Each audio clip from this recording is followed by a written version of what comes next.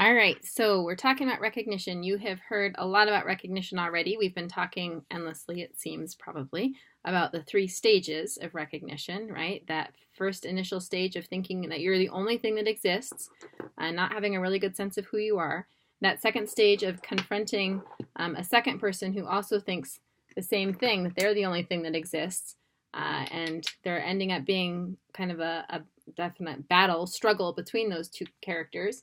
And then thirdly, coming to the moment of mutual self-recognition. So that's where we hear that word again, where self-knowledge has increased to a degree where you don't look like this nondescript person anymore. There's more to you. There's more details. There's more to know. So we've talked about the three stages of recognition, and they end in mutual self-recognition. And then Williams also talks about reciprocal recognition and recognition. So first of all, what the heck is recognition? That's where we should start before we launch into talking about this very specific sense of recognition. What does it mean to recognize something, right? You can break the word up, recognize, and you probably recognize cognize as coming from words that have to do with knowing. And so it really just means to know again.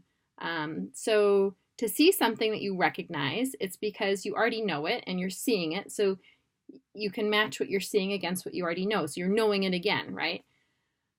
Similarly, what does it mean to recognize someone? Well, sometimes, yes, you know Bob from some other thing and you see him and you recognize him.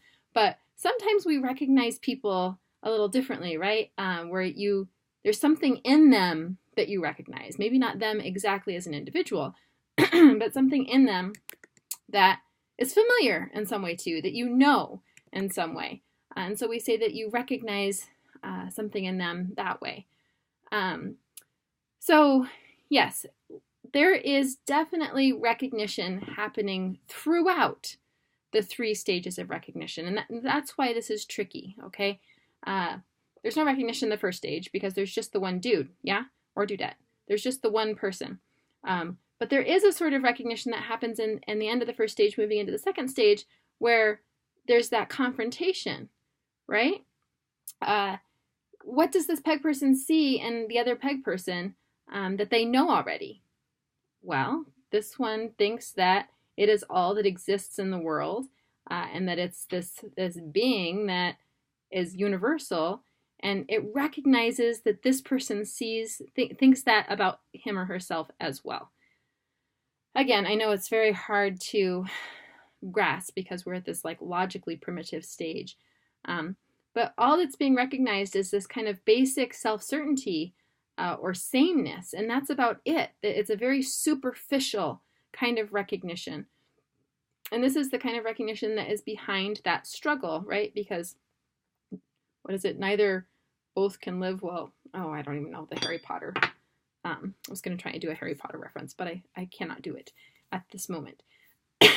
Maybe somebody can fill me in what the proclamation is. Is it neither?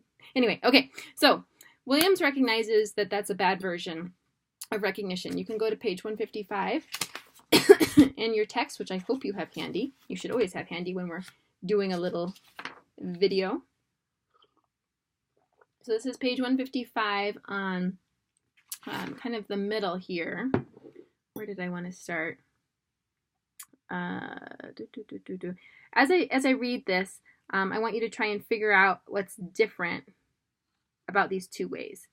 Because he's going to say there's recognition happening in the pattern of desire, which is those first two stages, and there's also recognition happening in the third stage. So I want you to try and figure out what that different kind of version is, right? What exactly is accounting for the difference? Let's see. So,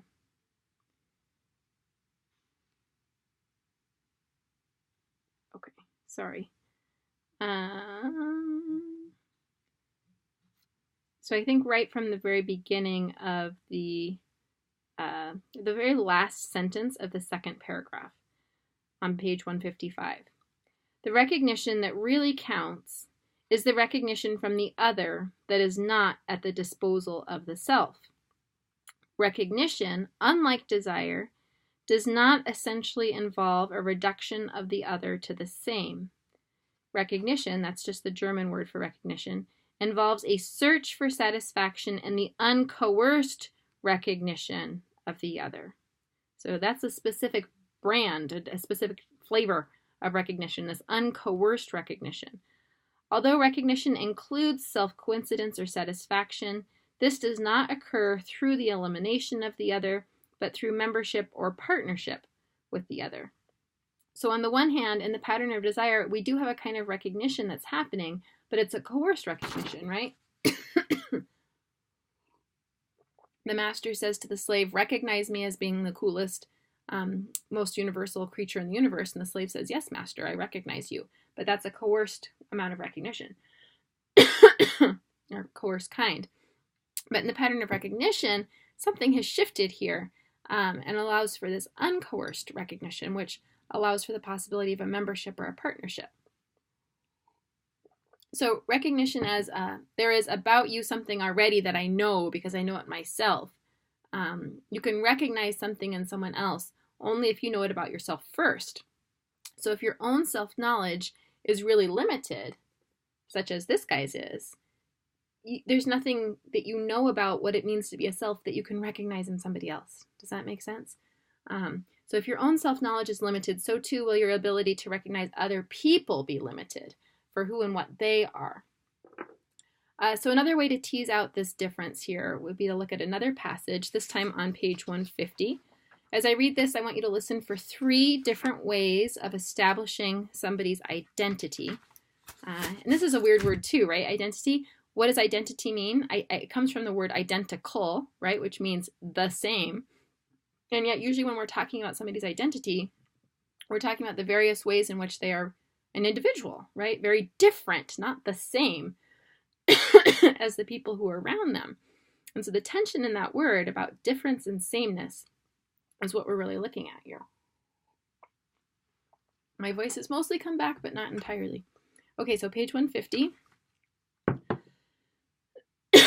First full paragraph. Hegel's view about the self is an alternative to 2 others. The first is Cartesian solipsism, that is, the other is completely inaccessible and out of reach in principle.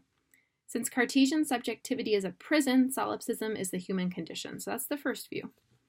And the second view is that there is a direct or immediate access to others, as empathy or sympathy might suggest.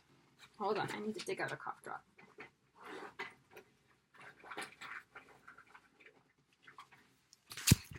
All right, as empathy or sympathy might suggest. In this case, the problem is not how to escape the prison of subjectivity, that view of solipsism, but rather how to achieve individuality and independence. That is, to break out of the grip of a collective consciousness in which how you're feeling is immediately accessible to me. That would be what the second version is. Both of these views reflect the standpoint of the understanding and its conception of identity as exclusive of difference. All right. The former construes identity as the first person cogito. Accordingly, the alter ego can only be a duplicate of the primordial ego. There's no difference there. The cogito, as the what do they call it? The first person cogito, is the primordial ego. The alter ego, the other ego, cannot be nothing other than just the same, but in a different body. Excuse me. The latter view construes identity as an undifferentiated universal, whereas we're all part of the same thing, and there's no way of differentiating us. Isn't there something on Star Trek along these lines? Thus, there can be no real individuation. But no matter whether it is construed as a particular or a universal, identity is here understood as abstract identity, exclusive of difference. In contrast, and this is the third way of dealing with identity, Hegel's account of intersubjectivity, like his speculative logic, presents a concrete identity or totality inclusive of both identity and difference, right? So here you should hear the same thread of the conversation that we were talking about in another video on page 140 when we were talking about the life as the union of union and non-union. That's how identity works too. And so he's trying to account for that. Hegel's trying to account for how the relationship that I can have with somebody, when this is all I know about myself, is the bare basics, and I don't really have a good idea of who I am, the relationship I can have is always going to be one that is a power imbalance. This is the crucial point, right? If I don't know very much about myself, I cannot recognize others in a way that will allow me to really see them as truly the same in a different way. That's what's happening with the minion and Little Miss Muffet here, is that there is the possibility that, yes, we are the same, and the sameness can be the threat, right? Like with the peg people, there's something threatening about somebody who's sort of the same. But that sameness also allows for us to be different and get to know each other in a deeper, more radical way, a different kind of recognition. All right, so let's be real specific about what is being recognized at this higher stage of recognition, or I guess what is being recognized, we could call it the pattern of recognition, right? We're dealing with these two patterns. Master and slave happens in the pattern of desire, and mutual self-recognition, which has the two forms of love and friendship, happens in the pattern of recognition. So what exactly is being recognized in the pattern of recognition that's different from the pattern of desire? The fact that part of who I am depends on how you see me, and part of who you are depends on how I see you. Does that make sense? I'll say that again. The fact that part of who I am depends on how you see me, and part of who you are depends on how I see you. So my own self-understanding at this stage, I've come to understand and to embrace the fact that me understanding who I am is dependent on me understanding something about you. This is the intersubjectivity. The self is tied to others in such a way that you will never know as much as you could know about yourself. You will never have the fullest self-consciousness if you don't get beyond this stage. If all you ever see in other people are ways to separate yourself and ways to put yourself above them or end up below them on a hierarchy of power, you will never have the fullest self-consciousness. This is what Hegel is telling us here. And this is what is behind the idea that Williams calls mutual self-recognition, which he uses synonymously with the other term, reciprocal recognition. So unlike the kind of recognition that's happening with these two, they still recognize each other in a very limited way. This is coerced recognition. This, where'd my minion go? I have no idea. This is uncoerced recognition. And it's a recognition that says, I need you to know who I am. Part of me knowing who I am is dependent on knowing who you are. And mutually, both parties understand that. So, of course, I know your next question is like, well, how? How does that happen? And that's what we need to spend all of our next lesson talking about, because it's very mysterious. It involves that German word Aufhebung. Okay. So recognition, the word recognition, we've seen really change, haven't we, when it's being handled in the pattern of desire versus how it's handled in the pattern of recognition. The word recognition, the way it's used, the way we understand it, changes from those two patterns. Yes? There's a couple other words that I want you to see also change. Just like recognition is operative in both places, the pattern of desire, pattern of recognition, so too is desire operative in both the pattern of desire and the pattern of recognition. So you'll remember from earlier we talked about desire being the lowest form of self-consciousness, but also just the force where you recognize that you're lacking something, right? And that the way to satisfy a desire is to remove the barriers between you and get to the thing that you're lacking and get it into you. So consumption and eating is a good model for understanding how desire works, but also annihilation, right? Like getting rid of the thing that has threatened you and caused you to have a question about who you are. So that's the basic pattern for desire. And obviously you can see that happening. There's definitely a kind of sex that we could talk about that embraces this kind of desire, a kind of sex that would seek to consume or annihilate the otherness of the other, versus a kind of sex that is based on a different, a transformed version of desire, which would be the kind of sex that seeks to merge with the other so as to better know both the individuals involved, right? It's not about erasing the other or disappearing into the other, but rather having an experience that enforces the individuality of both partners at the same time. Kind of interesting. So page 182, we can see a little bit of this, definitely not quite as steamy as I made it sound, but if you go to page 182, there is a passage here that hints at this transformation. There it is, 182, the second, I guess the first full paragraph, the one that starts the early Hegel. The last couple sentences or sentence.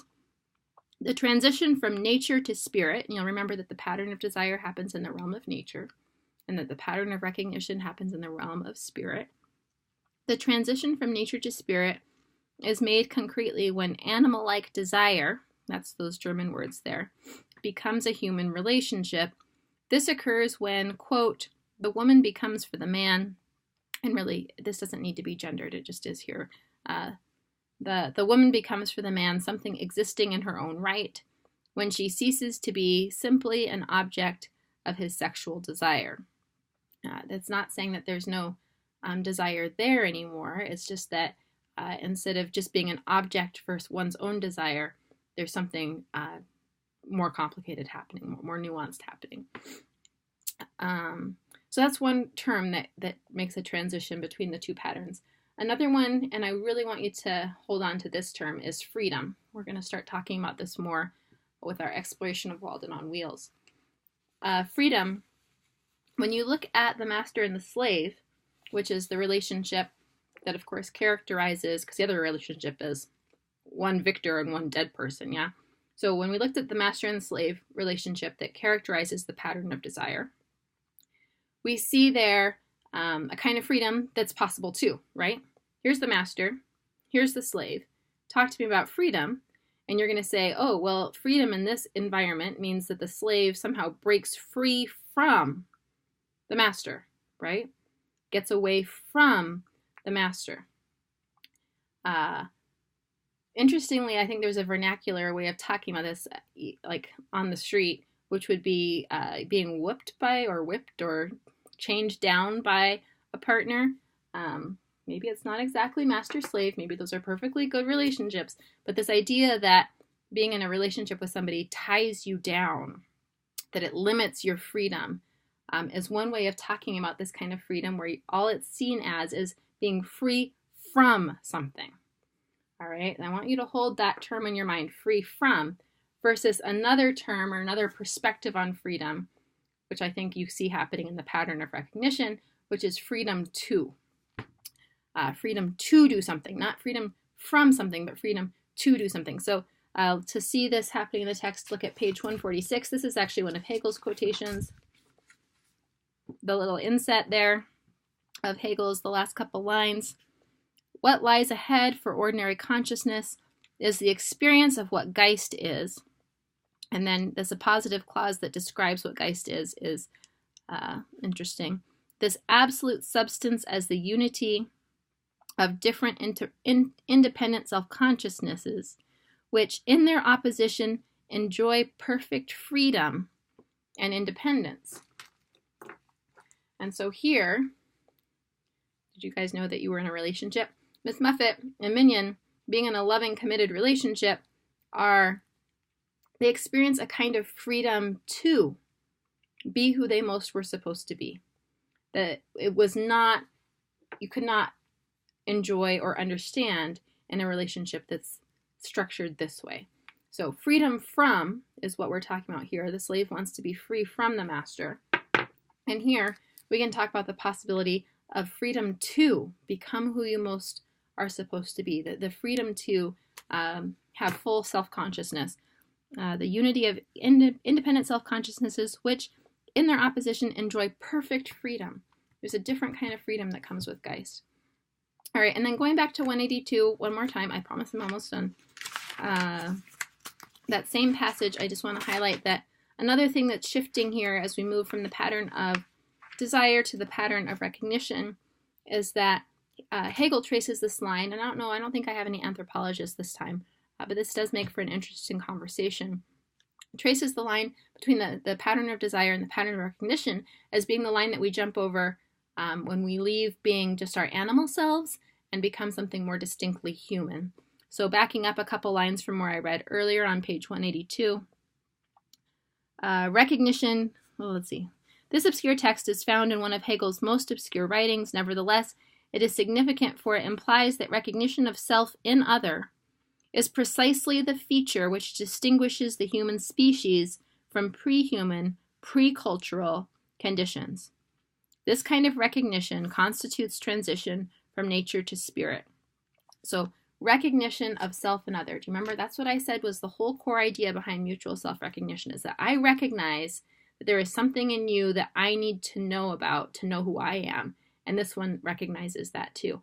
That moment of recognizing our intersubjectivity, our dependence on each other to know most about who we are, is, in Hegel's view, the stepping of the line, the crossing of the line from nature to spirit, and put another way, from animals to being human animals. Okay, so that about wraps it up. In this lesson, what remains to us now is to look more carefully at this mutual self-recognition, because it comes in two flavors, much like the two outcomes for the pattern of desire did. We've got annihilation and assimilation there. The two results from the pattern of recognition are friendship and love. And what's curious here is that I've already gotten out of the way the thing that you probably thought separated those two, right? Which was that friendship, there's no sex, there's no desire.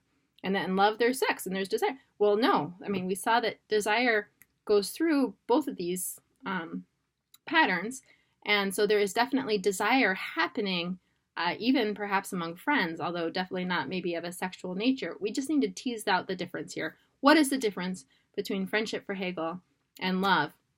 And especially, what is the difference? And quite honestly, I'm not quite sure I know what that line is, so don't get too excited. Maybe you can help me figure it out. But that the category of love, right? He seems to really emphasize that there's something more powerful about that experience of Geist than in simple friendship. So that is everything. I hope you guys are all doing okay. And remember, if you have any questions, come in and talk to me. Bye-bye.